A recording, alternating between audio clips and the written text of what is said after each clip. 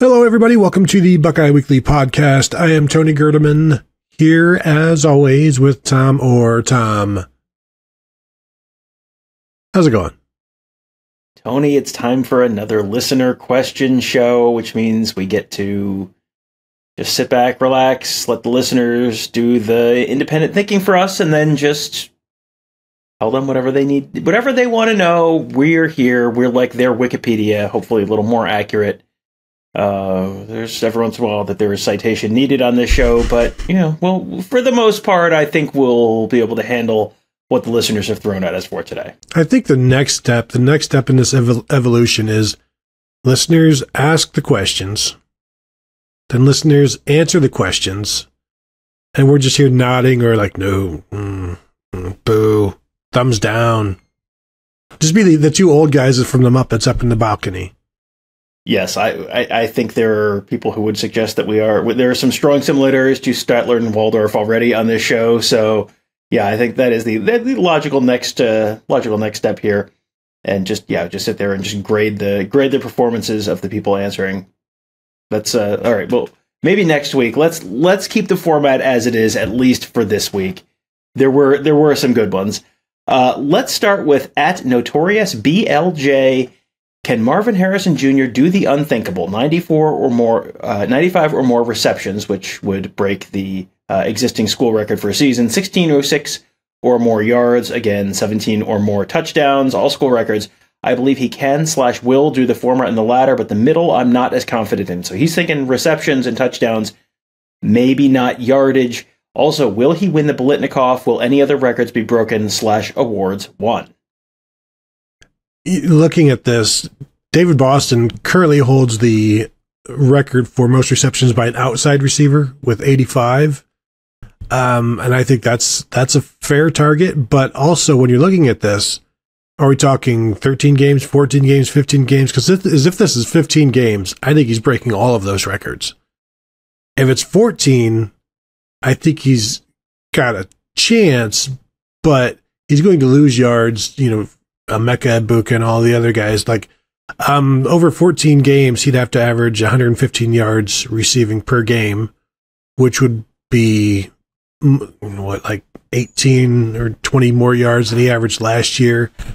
He'd have to average over 7 catches a game, and only 3 Buckeyes have ever averaged 7 catches per game over the course of a season. Tom, I bet you can give me 2 of those. Can you give me all 3? All right, so I'm looking for the number of Buckeyes who averaged 7 or more catches per game in one over season. The course of a season. Well, I'm going to do this by total catches in a season. So I'm going to say it is Jackson Smith-Njigba in 2021. Yes. Okay. KJ Hill in 2019, 2018, something like that? It is not KJ Hill. It's not KJ Hill. Okay, interesting. Paris Campbell, I know, was very far up there on one of those years in terms of receptions. It was not him. Is he one of the... It was not him? Okay. Not according to the Ohio State record books. Well, what do they really know is, I think, my question. Citation needed indeed, Tony. Now I'm wondering if this is going to be something really annoying where there's a guy who played 5 games and... the look on your face tells me yes. Did Chris Carter do it? No, you've already forgotten David Boston, who did it in 1998. But Chris Olave with 50 catches in 7 games in 2020. Oh, I said the same thing. All right. I was there for that, but also I don't care for the question. So, because I think, obviously, he can do all of these things. I think it takes 14 or 15 games to make it happen, and more so 15. I think 14 is still a stretch, but it is nice having it. If you have to have a new quarterback throwing you the ball, at least it's a quarterback you're very familiar with. It is, and of course, for those who are wondering what Tony's talking about, Kyle McCord and Marvin Harrison played together in high school at St. Joseph's Prep in Philadelphia, so They do know each other. This is maybe even one step better than Dwayne Haskins and Austin Mack being roommates in terms of off-field stuff that makes you think maybe there's something there. I was looking to see David Boston. Did David Boston have a kind of linear progression through his career, or was it, sometimes it's the year before the last year where they have the real blow-up season, and then it kind of, the numbers tail off a little bit like that. Archie Griffin, for example, that happened to Archie Griffin a little bit in his career, where he won 2 Heismans, but the first Heisman season was much more statistically impressive than the second. David Boston was a very linear progression, 33, 73, 85 in terms of catches, 450, 970, 14, 35 in terms of yardage. He did have more touchdowns in his second season, 14 versus 13. So not entirely, but I think this is one of those instances where I think you have to bet, even, with it stipulated that Marvin Harrison Jr. is, I think, in the conversation to be, if not going to be, the greatest wide receiver in Ohio State history. I think we are not the only people who know that. And I think there are going to be a lot of defenses that say, well, we're not going to let Marvin Harrison Jr. beat us. We're going to make someone else beat us. And you're just going to be going against double teams all the time. And even in this case, it's not like Marvin Harrison Jr. can't beat a double team. But if Kyle McCord has the safety over the top over there, well, he's probably got a receiver one-on-one, or, there's a coverage bust on the other side of the field. It feels like you're going to put up, he could have an incredibly dominant season, really distract defenses a lot, open things up for everyone else, and not necessarily put up those incredible numbers. So this sounds so bad, I'm going to bet against him breaking any of those individual records this season, just based on that. I do think he wins the Biletnikoff Award, and if he has some of those moments, they're playing a lot of very high-profile games this year. You're playing Notre Dame, you're playing Wisconsin, you're playing Penn State, you're playing Michigan. This is a team that has enough big games, and if he has enough big plays in those big games, and he has the name recognition right now, I know wide receivers don't win the Heisman all that often, but if Marvin Harrison Jr. at the very least got invited to New York, would that be a big surprise to you? An invitation, not at all. And in terms of like the Biletnikoff, like right now, he to me has the award. Now he just has to do something to lose it. And it's like when I walk into a restaurant, my tip, I'm at 20%. Now, however the waitstaff does, it will fluctuate from there. It could go up, could go down. Right now, Marvin Harrison's Biletnikoff is at 20%, and I don't know that it can go higher. It's at 100% maybe, but like everybody knows him. They're ready to give him the award. It's kind of like Will Anderson last year. We're going to give him all of the awards, but he didn't produce as much as the expected numbers were. So I do expect the production to be there, but like you said, there's going to be so much defensive focus on him. That's why I don't think it's going to be a surprise when Emeka Egbuka leads the team in catches. I mean, he was only Marvin had 77 last year, Emeka had 74, and Emeka had a 2-game stretch where against Northwestern Indiana where he had 4 total catches. So like it's not a stretch to think that he could lead the team in catches this year, and Marvin Harrison could finish second in catches and yards and maybe still win the Biletnikoff. I think that is not out of the realm of possibility. However, Tom, if you're being outshone or outpointed by your teammate, can you really be given the award as the best receiver? I think it's really unfair of you to call him a bum. I don't think that reflects the reality of the situation at all, and I think you should maybe apologize for that, but we'll get to that later. That's one thing that I think, that could factor in. And I think that you're kind of, to not give him that in the event of, stats are better on, for Emeka Egbuka in some categories versus Marvin Harrison, you're really trying to find the middle ground for awards voters. I don't necessarily hold national awards voters in all that high of an esteem, like nothing personal to them, but awards voters are people like us, and people like us watch the team that we're covering every single week. And we don't get to watch all the other teams very often. That it just, it is wonderful when we get to sit down and watch the noon games when it's a primetime Ohio State game, or the evening games when Ohio State plays at noon. But when Ohio State plays at 3:30, we don't get to watch a lot of those other games. So then you're kind of, it works in his favor that he has the name recognition right now, and already has kind of the highlight reel right now. So that works in his favor with, lower information voters, which I think makes up a significant amount of the voting body. But the stats then could potentially work against him with that same voting group. So yeah, that's a whole separate, probably more in-depth than we needed to go for this question. But college football award voting, I don't pay a ton of attention to it because I don't put a ton of stock in it, because I know the people who are voting and the people who are voting for it are like me and are not necessarily actually qualified to do it because of they're busy working when all of the games are happening. So that is probably more than you needed on that question. But the other thing that I think goes into this in terms of being able to break records is think about when Jackson Smith-Njigba put up those big numbers in 2021. What was Ohio State's defense doing? Answer, not much. Nothing good. When you fire your defensive coordinator in the middle of the season, it's because your defense is not doing very well and your offense has to score a lot of points. And when you can't get the other team's offense off the field, your starters are staying on the field a lot longer. So if Ohio State's defense is better, as I think most people are expecting this year, not necessarily perfect, but certainly better, then potentially you're building up a little bit bigger leads. So potentially you're getting out of the games a little earlier. Marvin Harrison, of course, having left the Peach Bowl under injury circumstances. They may try and not do anything stupid if they're up by 30 points against Rutgers or 30 points against Youngstown State or whoever it is. So you're not necessarily going to be compiling numbers over the course of the year, because the years that you put up those massive numbers, Jackson Smith-Njigba did it in 2021 when Ohio State had a terrible defense. Dwayne Haskins did it in 2018 when Ohio State had a terrible defense.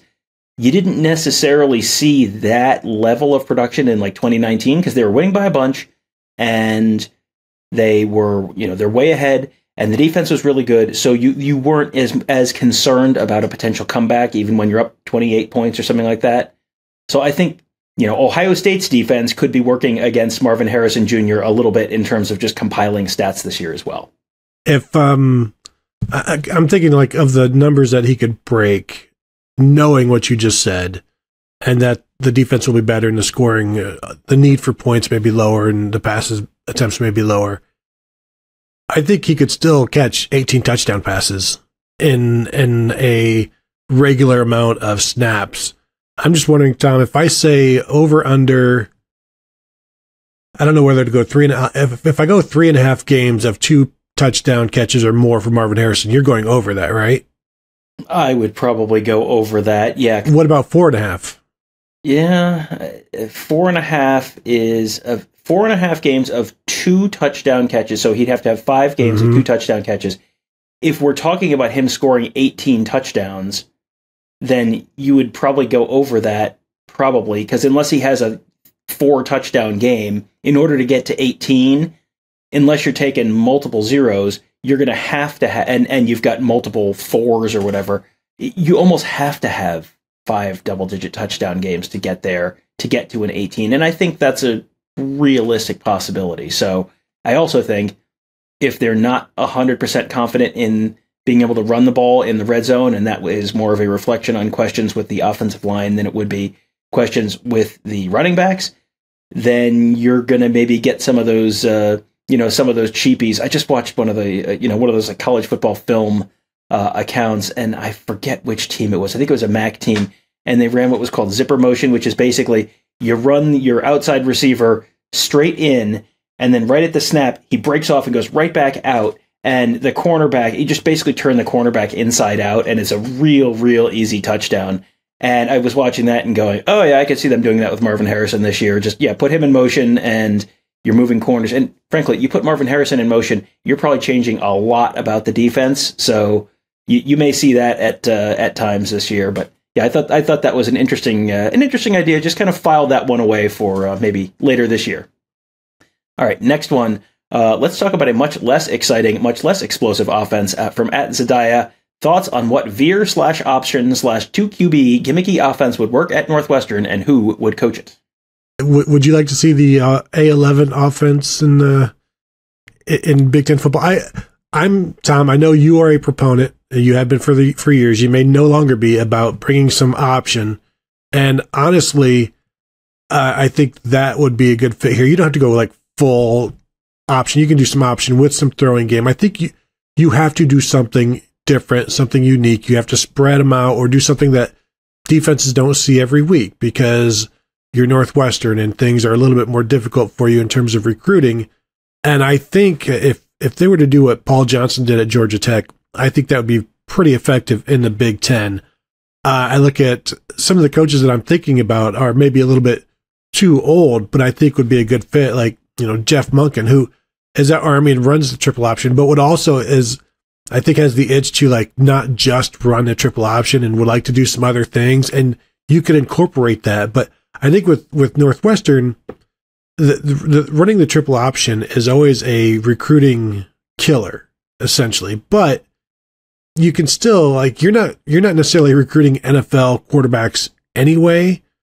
But I do think if you are a really good athlete and you're a really good option quarterback, or I think there will be a spot for you somewhere in the NFL if you're good enough of an athlete. So I think Jeff Monken, I think Willie Fritz would do something. Again, he's like 62 or something, but I think he would do well there. The guys, Mike Elko at Duke last year, they lost 4 games. They lost by 8 points, 3 points, 3 points, and 2 points. That's how close they were to going 12-0 last year. And he's accustomed to that academic constriction, and he's like 46 or 47, so he might be the youngest of the options that I mentioned there. But I think those are 3 interesting guys. I like the fact that you presented us 3 options after starting your answer with triple option. That was really tremendous, undoubtedly unintended, because it was so clever. But and Willie Fritz, I don't know if you said Willie Fritz is at Tulane, but Willie Fritz is the coach at Tulane. And, I was going to start my answer with Army and Jeff Monken because they are kind of changing what they're doing. Like when you think Army Army offense, you're thinking quarterback under center, flex bone, fullback, and then your 2 slot backs on both sides, kind of, behind the tackles. That's not what they're really going to be running this year. They're kind of changing their offense. There's a couple things. They've changed some of the cut blocking rules. So the, traditional Service Academy flex bone is probably not going to be quite as effective as it has been in the past. Navy, of course, fired Ken Niumatalolo, so they're undergoing a little bit of a change. Army, I think, is planning to do, it sounds like from what I've read, that they are looking at doing more of a spread them out shotgun type of triple option offense, where it's still the triple option, but it's going to look different. And if you're wondering what that looks like, you may be familiar with the work of the chickens down from Dirty Myrtle in Conway, South Carolina, the coastal Carolina Chanticleers. They have essentially run the triple option out of the shotgun the last couple of years, and that is not an offense that anyone looks at and goes, "Ugh, that's terrible and boring and antiquated. Who would want to play in that?" You can run the same basic principles out of a different formation, a different look, and it looks modern and fast and exciting, but the same principles apply, and it's also an offense that Big Ten teams are not going to necessarily see a ton. So, I think when it comes specifically to Jeff Monken, the Northwestern Wildcats may have a little bit of pause in potentially hiring another Army head coach after things went extremely not well with hiring Army's baseball coach last year. But I think the general concept of that offense and some kind of a spread run type offense where you don't have to have a 5-star quarterback, you don't have to have 5-star wide receivers. I like the Willie Fritz idea. Mike Elko, of course, is more on the defensive side of the ball, but if you're the defensive coach, you're going to do what Ryan Day does. Ryan Day came in as an offensive coach and said, "What defense do I like? Do I hate playing against? That's the defense I'm going to run." If Mike Elko comes in as defensive coordinator and says, "What type of offense do I hate to try and stop?" Well, maybe it's something like that. I think all 3 of those are good ideas of the type of people they're coming in. They could look at, and the type of offense they could be looking at. I've seen people say, "What about David Shaw?" And I just think, if you bring David Shaw and the Stanford offense, that is just the absolute worst thing you could do, because Northwestern has to do something different. When they were good, they would spread you out, they would throw it. They've had some decent quarterbacks and decent receivers, but they would just spread people out. And then you'd also be able to sneak some run in there, and they have had some good running backs. You can't just, let's just line up and fire off the ball and just try to beat everybody man to man. You can't do that. You've got to try to find advantages, and it can't just be about fundamentals and grit, because that's not going to get it done. And we're seeing that. Yeah, and that's, I mean, if you watch the end of the David Shaw era at Stanford, it did not look anything like the start of the David Shaw era at Stanford. He did enough there that it was not just kind of coasting off of Jim Harbaugh's players. He was successful there for a long time, but by the end, he had not adapted in a way that made you think, a turnaround is right around the corner for this guy. So yeah, I would agree with you on that one. All right, from at Big and Chunky 50, prediction for the Big Ten team that will improve the most and for the team that will regress the most. Do you have any offhand that you've thought about? I've already done all of my Big Ten predictions, so I know how the season is going to go. I don't want to spoil things. Yeah, I think I'm just sort of thinking through this now. I looked at this question and I thought, I should think about that. And then here we are. Has anything happened between then and now? Not a bit. So I'm just just running through the Big Ten. I don't expect a big jump from Rutgers. I don't expect a big jump from Maryland. I don't expect a big jump from Indiana. I think Ohio State and Michigan are probably around where they were last year. I think Penn State's probably going to be better, but I don't know if that's an enormous jump. Wisconsin, first-year coach, so probably not a big jump this year. I think they're going to look different, but not a big jump. Iowa, I mean, does getting to 25.4 points per game qualify as a big jump? I mean, in some ways, I guess it does, but in other ways, no. Nebraska, first-year coach again. Minnesota, maybe. Illinois, I think, Illinois could take a little bit of a step back. I think Brett Bielema is on the right track there, but I think he's also there's going to be you lost your defensive coordinator to Purdue. He's the new Purdue head coach. I think they had a lot of stuff go right for them last year, where I think your record might take a little step back. So maybe they're the answer there. Northwestern would be a great answer for a team to take a step back, but they only won one game last year, so I'm not sure how far backwards you can step from there. Michigan State, I'm not really buying what they're doing right now. I guess Illinois taking a step back would be the biggest, most obvious one to me right now. Am I missing someone obvious here? Well, I think Purdue might take a step back after being in the Big Ten championship game, and they were 9-4 last year, 6-3 in conference, and now breaking in. Although I've been on the Hudson Card train at quarterback, so we'll see there. But I think Wisconsin being 7-6 and 4-5 last year, they should be better than that, and I think they're going to challenge for the Big Ten championship or the conference championship. I think what helps with them is that their crossover games, obviously they get Ohio State at home, and that's going to be an electric game, but at Indiana and Rutgers. So you kind of luck out with the crossover, those two games. So at the very least, you're going to win two crossover games, and anybody can go 5-0, 4-1 in the other games in the Big Ten West there. So I think or 6-1, whatever. I don't do the math. 5-1.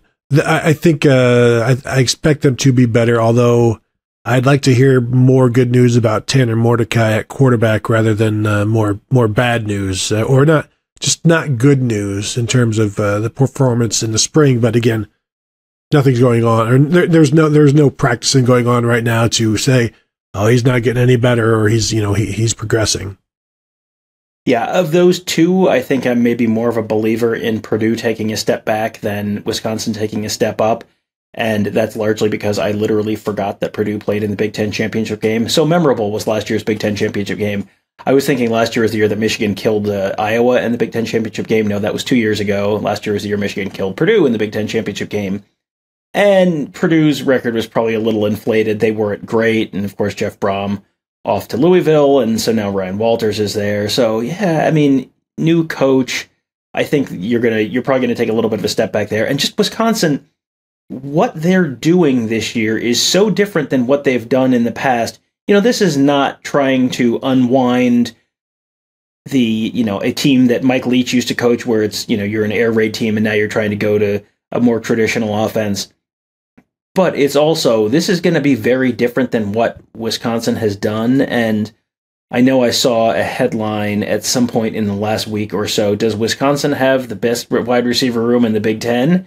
And I mean, I will write headlines where there's a question mark and it's posed as a question, and the answer, there is a yes or no answer. Let me answer that question for you. Nuh-uh. No. In fact, Wisconsin does not have the best wide receiver room in the Big Ten. Ohio State, unless I've missed something, Ohio State is still in the Big Ten. So that question answered, cross that off your list. But I don't know that Wisconsin, Wisconsin has not ever had just incredible skill talent where they're going to be marching the ball up and down the field. They're going to be going more up tempo this year, which that's going to be a big change for their linemen. And there's whole conditioning questions there. And how will the running game hold up tempo? And, you can run up tempo and it's very exciting and you can put up a lot of points. But if you're running up tempo and you're going 3 and out, oh boy, that puts a lot of pressure on your defense. And that can be a big problem. So I will, I will say of those two, I think those are good answers because I think there's not a ton of huge movers in the Big Ten, but I'm buying the Purdue drop a little more than the Wisconsin rise. All right, and now, so let's do the next one, and that is from @RF Vic. Worst road trips you've ever had for an Ohio State game. Let's stay with Wisconsin. In 2003, I was living up in Michigan and went. Just kind of traveled across. We had with a friend of mine who had gone to college to go to Ohio State with, and we had a friend who was in law school at Wisconsin, and so we'll go drive over to Wisconsin. It'd be fun. Drive across Michigan, and it was 94, I think. Halfway across Michigan, we just hit dead stop, and there's nothing. You're just sitting there on the highway, and it's like, well, I don't know what's happened, but something bad has happened ahead of us. We were supposed to get there Friday night at 10 o'clock or something and be able to go out and do the fun Madison things that one does. I think we got into Madison at like 3 a.m. That was because we went through Chicago after we got off the highway there and kind of faked it because that was pre-GPS, I believe. Kind of like looking at maps and like, we can Lewis and Clark this, and we kind of got our way around whatever that first thing was and got around that and then got to Chicago, and it was 10, 11 at night on a Friday night. And of course, the Dan Ryan Expressway is incredible construction. And so that took forever to get through. And we got to Madison around maybe 3 a.m. Central Time instead of like 10 p.m. And then on Saturday, got up. The forecast was fine. Everything was great. It was a beautiful day. Went to the game in whatever, a t-shirt or sweatshirt or whatever. And then right around halftime, the heavens opened up, an incredible storm. Tons of rain. Everyone was soaked to the bone. And then the temperature dropped about 15, 20 degrees, something like that. And it was miserably cold. I ended up, not for the first time and not for the last time in my life, fashioning a poncho to try and seal in some heat out of a garbage bag. Ohio State, it was a typical Jim Tressel game until Chris Gamble bit on an out and up from Lee Evans. Wisconsin wins 17-10, first loss for Ohio State since the 2001 season, that Outback Bowl against South Carolina, and then there was a really long drive home at the end of that. So I think of all the Ohio State road trips I've ever made, that was the worst one. For me, it was probably 95 Michigan because didn't have any coat. None of us wore coats because we're just going to be fired up from the heat of battle. I did have an Eddie George jersey and a t-shirt, and it was really stinking cold. And but you're packed in so tightly there that you manage. I know in 2006 went to Illinois, and that was the 10th game of the season, and so it was cold and rainy. And we were tucked up underneath the press box. So we kind of got out of the rain a little bit. So that one was not great. But Tom, I would say 2017, do you even remember this season? Because, we went to Rutgers, and then 2 weeks later we went to Nebraska. And then 2 or 3 weeks later went to Iowa. That's a lot of travel for a 2-month span in a car that far, and going to Rutgers it's not any kind of fun. I mean, there's There's nothing fantastic about it. Yeah, that's, there is a certain amount of time in the car that I don't remember. Is the Wisconsin game first and then Rutgers? Or I know there's the two longest road trips this year are back to back. But those are both kind of 8-ish hours, give or take. So not quite as long as that. Yeah, that was a long, there were some long drives that season. That was also the season that Illinois played at Ohio Stadium. And it was a perfectly fine game for about 2 quarters. And then it was like, Noah, you need to start building that arc a little faster. The second half was the game where Ohio State, I think, was up by enough that Urban Meyer pulled all the starters, and then the backups played terribly, and the conditions were awful. And then Urban Meyer's like telling all the guys who have taken their tape off. Urban's like sending the starters back in because he's so upset with the backups. That was I think about as hard as it has rained at Ohio Stadium at any time I've been there. There was also the game where you had the legendary video of the woman climbing down from the stands and just falling out of frame. She lived, so it's okay. You're allowed to find it funny. That was that. In terms of weather games, that wasn't a road trip, but that was also another not great day. Yeah, I usually just stay in the tunnel, but that one was like, well, once you're out in it, like you can't get any more soaked. So it's like, the damage is already done. Might as well just put the car in the Derby at that point. Tom, anything else? I think we can probably call it there. Anything else you'd like to add before we get out of here? No, I'm sure we're missing some other terrible road trips that I'm not thinking of, because it's just, it feels like this is one where we'll stop recording and then it'll be like, oh yeah, do you remember the time that whatever? And the Purdue 2018 game was not great because a member of our traveling party had his a bag with a lot of expensive stuff in it stolen out of what was supposed to be a secure area. That was not a great trip for several reasons. But there's been some doozies. And if you ever see us at a meet and greet, ask us about the TCU trip. We've got plenty of stories from that one. That was a trip full of stories that it was. Yes. So we have to do a meet and greet. So we'll have to, those are fun stories. Yeah. And one that I always remember is I think it's the 2014 or 2016 trip to Maryland that I've talked about before, where get to the hotel and then like the breakfast at the hotel was just a loaf of bread and a gallon of milk, like in the food area room. And that was, I think that was a point where I was like, okay, I'm taking over travel. I'm taking over I am now the traveling secretary, if you will. I don't know if that's actually what the traveling secretary does, but that's when I started to like, okay, I'm going to start making reservations around here. And do I search biscuits and gravy, at every hotel, at all of the reviews? Maybe, who's to say? But I do definitely check for, bad reviews of the continental breakfast, because and the milk, again, it's just the 2-gallon gallon of milk just sitting out on the counter. Like there's no in a steel pitcher surrounded by ice. It's just sitting out, and like it's like a separate building, and the door to the building is wide open, and it's anyway. I assume that's how all of Maryland is. I've only been in parts, so I just assume that get a better state is all I'm saying. Yeah, the continental breakfast should remind you of a continent other than Antarctica in terms of how deserted and inhospitable it is. So yeah, I think that's a good choice. Hotels have been much better recently, so that's good. We can talk about flights. That's a whole separate story, but hotels have been just fine. Yeah, let's not say anything that might come back to haunt us. So that will do it for this episode. Thank you all for joining us. Thank you for the questions. As always, we do appreciate that. I got a bunch this time around. And that always makes our job easier, which is the greatest thing that you can do for a person. So thank you for those. And please find us at BuckeyeHuddle.com. Become a member. See us there on the message board. And also YouTube.com /Buckeye Huddle and Facebook.com /Buckeye Huddle. So thank you all for tuning in. We'll talk to you guys later.